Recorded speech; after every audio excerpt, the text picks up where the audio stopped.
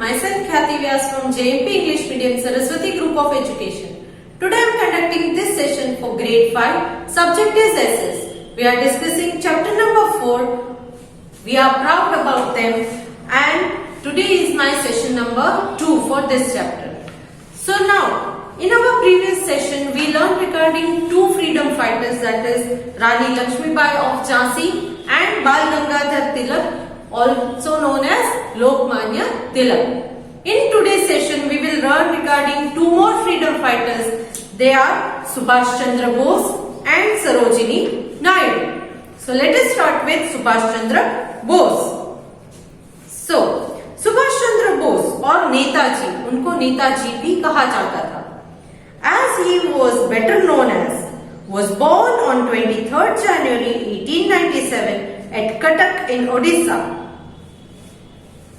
उनका जन्म 23rd जनवरी 1897 को ओडिशा के एक कटक नाम की प्लेस में हुआ था. His father Janakinath Bose was a lawyer. उनके फादर का नाम था जानकीनाथ बोस और वो एक लॉयर थे. लॉयर का मतलब है वकील थे. Netaji attended a missionary school there. Netaji ने वहां पर एक मिशनरी स्कूल पर पढ़ाई की थी. मिशनरी स्कूल का मतलब है क्या है? A school that is established and run by missionaries. Christians की मिशनरीज जो स्कूल चलाते हैं उनको मिशनरीज कहते हैं. तो वो एक मिशनरी स्कूल में उन्होंने अपनी पढ़ाई खत्म की थी. He studied in Scottish Church College and Calcutta and went to England in 1920 after being successful in the Indian Civil Service examination. उन्होंने बाद में Scottish church college in Calcutta यहाँ भी पढ़ाई की. आगे की पढ़ाई स्कॉटिश चर्च कॉलेज कलकत्ता में वहां खत्म की. And then went to England in 1920. फिर वो इंग्लैंड चले गए 1920 में. After being successful in Indian civil service examination. और 1920 में जब वो इंग्लैंड गए उससे पहले उन्होंने यहाँ पर इंडियन सिविल सर्विस की एग्जामिनेशन दी थी जिसमें वो सक्सेसफुली पास हो गए थे. But he resign in 1921 and went on to become an active freedom fighter. फिर 1921 में वो रिजाइन करके फिर यहाँ इंडिया में एक फ्रीडम फाइटर की तरह काम करना चाहते थे. इसीलिए वो इंग्लैंड नहीं रहे, वो यहाँ इंडिया में आकर एक फ्रीडम फाइटर बन गए. Netaji became the president of Indian national Congress twice. वो इंडियन नेशनल कांग्रेस के प्रेसिडेंट 2 बार बने थे. He became the Indian president of the Indian national Congress twice. He was sent to jail इन मांडल्या इन रंगून. उनको जेल भी भेजा गया था. रंगून एक अलग ही देश है. यहाँ मांडल्या नाम के एक प्लेस में उनको जेल में भी कैद किया गया था. Since he was very sick in jail he was released and put under the house arrest. क्योंकि वो जेल में बहुत बीमार रहते थे तो इसलिए उनको वहां से रिलीज किया गया था. रिलीज मतलब जेल में से छोड़ दिया गया, आजाद किया गया. मगर उनको उनके ही घर में कैद रखा गया था. घर में रहना तो अलाउड है मगर घर से बाहर कहीं नहीं निकल सकते.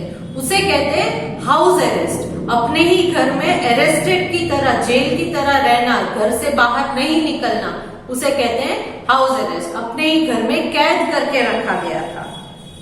He was a master of disguise and escaped many times from the police. वो डिस्गाइज के मास्टर थे. डिस्गाइज का मतलब क्या है? अपना रूप बदल के किसी और वेश में किसी को जो हम उनको पहचान नहीं सके वैसे अपना वेश बदल के चले जाना, उसे कहते हैं disguise. To change your appearance so that the people can not recognise you. अपने अपीयरेंस को चेंज कर देना ताकि सामने वाला आपको पहचान ही नहीं पाए. इस तरह भेष बदल के वो पुलिस के हाथों से बहुत बार एस्केप करके भाग चुके थे. After many adventures, he he managed to reach Berlin. बहुत सारे ऐसे एडवेंचर्स कर करके फाइनली वो पहुंच गए Berlin. The Second World War broke out in 1939. फिर 1939 में सेकेंड वर्ल्ड वॉर स्टार्ट हो गया था.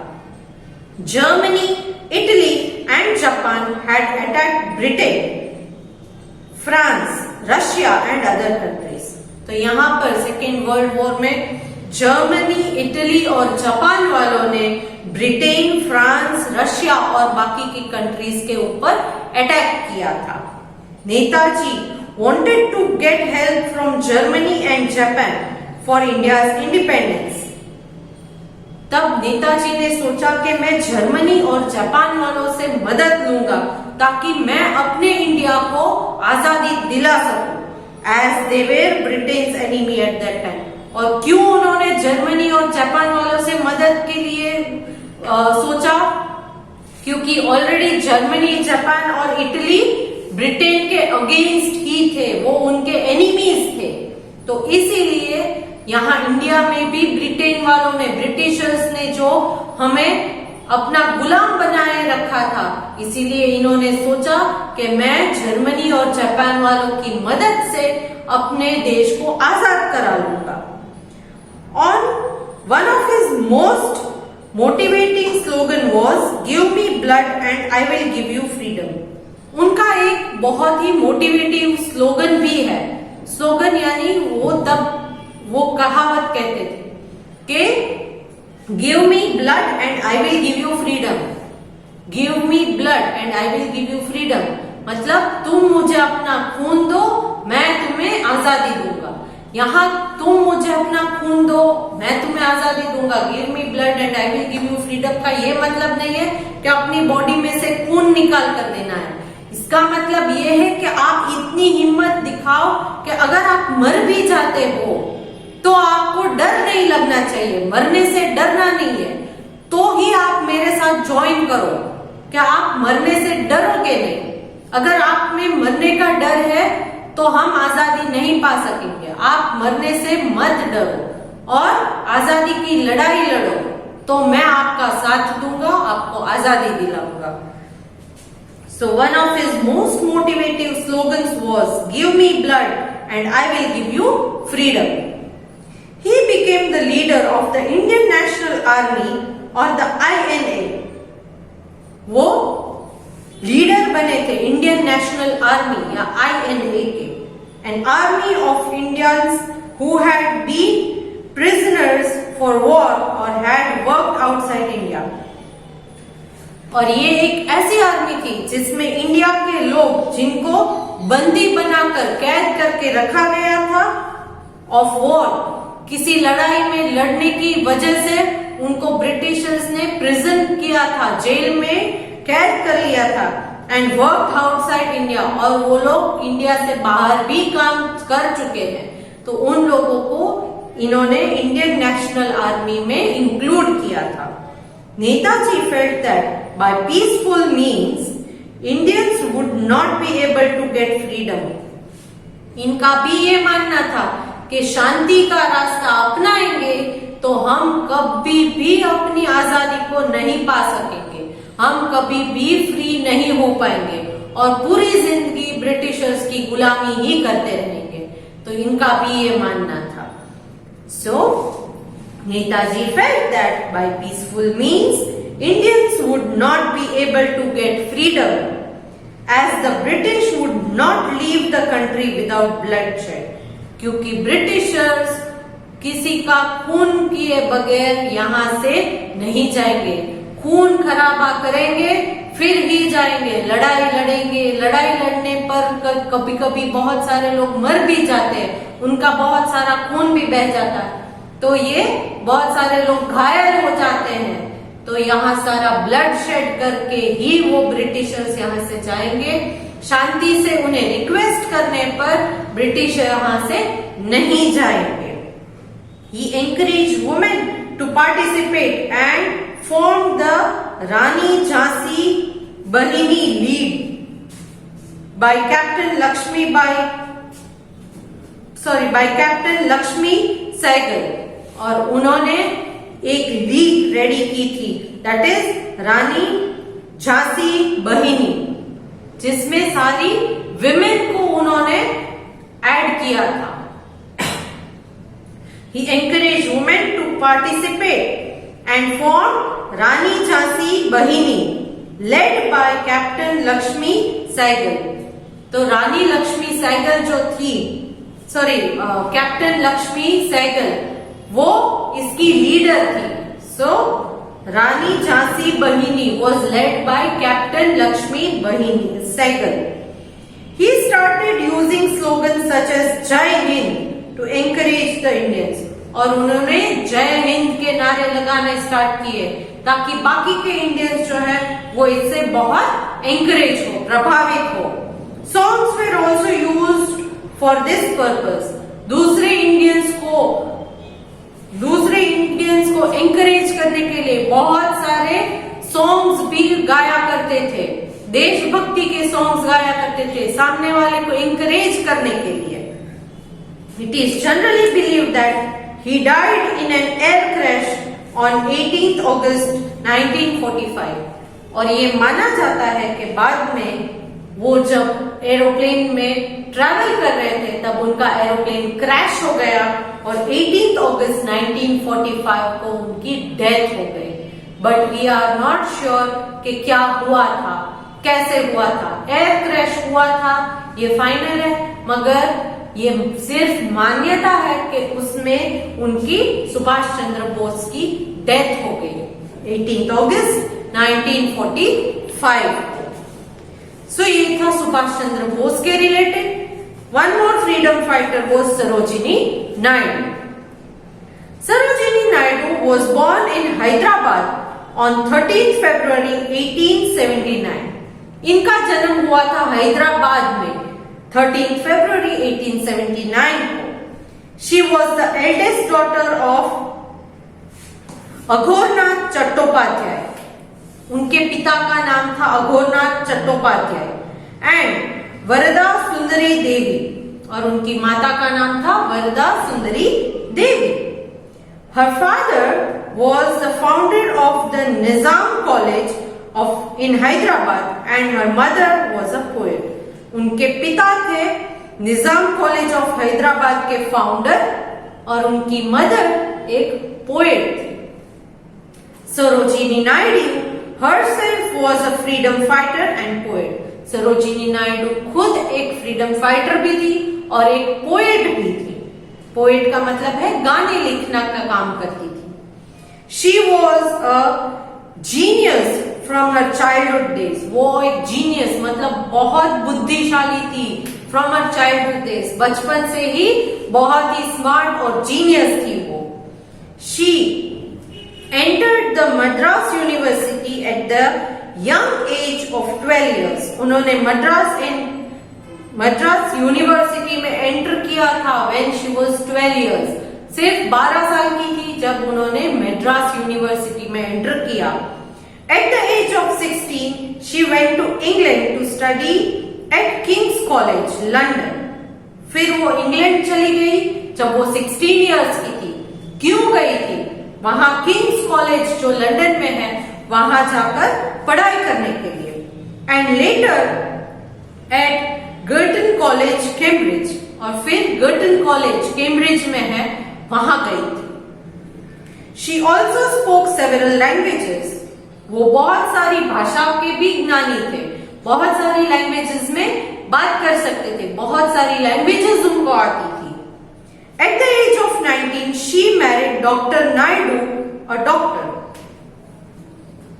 जब वो 19 इयर्स की थी तब उनकी शादी डॉक्टर नायडू जो एक बाय प्रोफेशन डॉक्टर थे उनके साथ हो गई। After her return to India, she joined the freedom struggle and worked with Gandhi ji. फिर जब वो इंडिया रिटर्न आई तब उन्होंने फ्रीडम स्ट्रगल को ज्वाइन किया गांधी जी के साथ।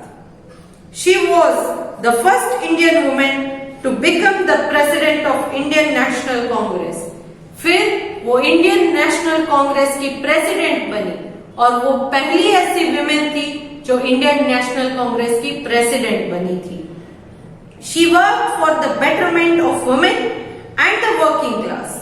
उन्होंने विमेन के लिए बहुत सारे अच्छे अच्छे काम किए ताकि विमेन की लाइफ जो है वो थोड़ी बेटर हो जाए, उनको बहुत तकलीफ ना पहुंचे। विमेन को तब के जमाने में बहुत सारी चीजों को लेकर तकलीफ होती थी, तो उनके बेटरमेंट के लिए सरोजिनी नायडू ने बहुत सारे काम किए थे।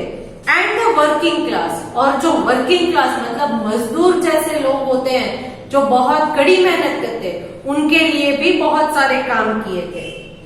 She accompanied Gandhi ji to the second round table conference in London.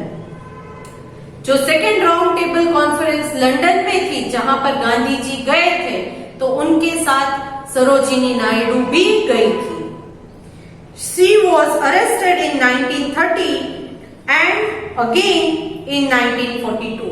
इनको भी ब्रिटिशर्स ने अरेस्ट किया था 2 बार, फर्स्ट टाइम 1930 में, सेकेंड टाइम 1942 में। After India became independent, she was made the governor of Uttar Pradesh. फिर जब इंडिया इंडिपेंडेंट हो गया, आजाद हो गया, तब उनको उत्तर प्रदेश का गवर्नर बनाया गया था, सरोजिनी नायडू को। एंड दस became the first women to be a governor. और इसीलिए ये सरोजिनी नायडू एक फर्स्ट वुमेन है जो गवर्नर बनी थी इंडिया में। कहां की गवर्नर थी वो? उत्तर प्रदेश की। She died while she was holding that post इन 1949। और जब वो गवर्नर थी उत्तर प्रदेश की, तभी उसी पोस्ट में, गवर्नर की पोस्ट में जब वो थी, तभी उनकी डेथ 1949 में हो गई थी। हर collection of poems called the golden threshold was published in 1905। उनकी पोएम्स की कलेक्शन थी, बहुत सारी कविताएं उन्होंने लिखी थी जिनको द गोल्डन थ्रेशोल्ड कहा जाता है, उसको पब्लिश किया गया 1905 में। उनकी डेथ हुई थी 1949 में, और उनकी पोएम्स की कलेक्शन को, जो द गोल्डन थ्रेशोल्ड कहा जाता है, उसको पब्लिश किया गया, छापा गया और पब्लिश किया गया 1905 में। So this was regarding Sarojini Naidu. सो ये इंफॉर्मेशन है सरोजिनी नायडू के रिलेटेड। तो here we come to the end of this chapter. तो इस चैप्टर को हम यही खत्म करते हैं। इस चैप्टर में हमने 4 फ्रीडम फाइटर्स जिनके लिए हम बहुत प्राउड फील करते हैं, we are proud of them. तो किस किन लोगों के बारे में हम प्राउड फील करते हैं? रानी लक्ष्मीबाई ऑफ झांसी, बाल गंगाधर तिलक, सुभाष चंद्र बोस एंड सरोजिनी नायडू। इन चारों के लिए हम प्राउड फील करते हैं। इस चैप्टर में इन चारों के अलावा भी बहुत सारे फ्रीडम फाइटर्स के नाम आपने सुने, तो ये भी बहुत महान है। मगर आज इस सेशन में हम इस चैप्टर में इन चारों के बारे में ही डिटेल स्टडी की है। तो ऐसा नहीं है कि सिर्फ ये 4 महान फ्रीडम फाइटर्स थे, बहुत सारे फ्रीडम फाइटर्स थे। इस चैप्टर के अंदर हमने लक्ष्मीबाई जो है उनके बारे में पढ़ा, that she challenged the British in 1857 and fought for Jhansi. उन्होंने झांसी के लिए लड़ा था। 1857 के रिवोल्ट जो थे ब्रिटिशर्स के अगेंस्ट, उसमें उन्होंने हिस्सा लिया था। बाल Gangadhar Tilak and assertive nationalist organised the Deccan education society. उन्होंने डेक्कन एजुकेशन सोसाइटी को ऑर्गेनाइज किया था and founded the all India home rule league along with Annie Besant and Mohammad Ali Jinnah. फिर उन्होंने all India home rule league का फाउंडेशन किया था, किसके साथ मिलकर? Annie Besant and Mohammad Ali Jinnah. Then Subhash Chandra Bose, इन्होंने क्या किया था? Organise the Indian national army. इन्होंने इंडियन नेशनल आर्मी को ऑर्गेनाइज किया था। Then Sarojini Naidu, first Indian women president of the INC। ये फर्स्ट इंडियन वुमेन प्रेसिडेंट थी ऑफ INC। INC का मतलब है इंडियन नेशनल कांग्रेस की फर्स्ट इंडियन वुमेन प्रेसिडेंट थी and the first women to become the governor of a state, और first women थी जो किसी स्टेट की गवर्नर बनी थी। किस स्टेट की गवर्नर वो बनी थी? उत्तर प्रदेश की। सो in my next session we will discuss the exercise of this chapter. Next session में हम इस चैप्टर की एक्सरसाइज को डिस्कस करेंगे। Before that please read the chapter from the text book. आज के सेशन में मैंने जो एक्सप्लेन किया है वो आप रीड करोगे। अगर कोई डाउट है तो you can go through the video once again. Still if you are having any confusion you can contact me. Okay, सो अगर आप चैप्टर रीड करोगे तो आसानी से एक्सरसाइज जब हम सॉल्व करेंगे तो उनके आंसर्स आपको मिल जाएंगे। Okay, so next I am sending a PDF that is worksheet based on the fill in the blanks. In blanks के आंसर्स ऑलरेडी मैंने ब्रैकेट में दिए हुए हैं, करेक्ट? तो उन ब्रैकेट में से आप करेक्ट आंसर को सिलेक्ट करके अप्रोप्रिएट ब्लैंक में लिखोगे। You can go through the text book if you are having difficulty to find the answers. Video में भी आप सुन सकते हो, बहुत सारे आंसर वीडियो के थ्रू भी आपको मिल जाएंगे। You can also discuss the answer with your friends. तो let me take your leave for now. Bye.